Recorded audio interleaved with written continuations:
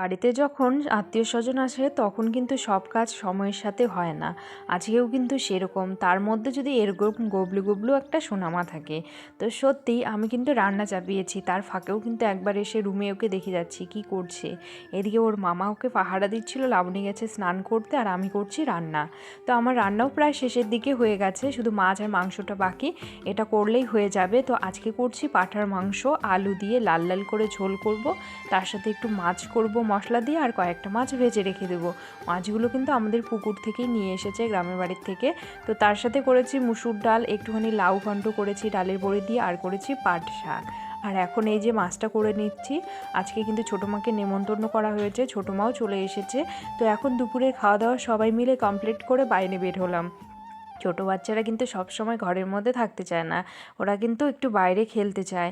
তো বারান্দায় খেলছিল। আজকের এই ভিডিওটা আমি এখানেই টাটা করছি, দেখা হচ্ছে কালকে।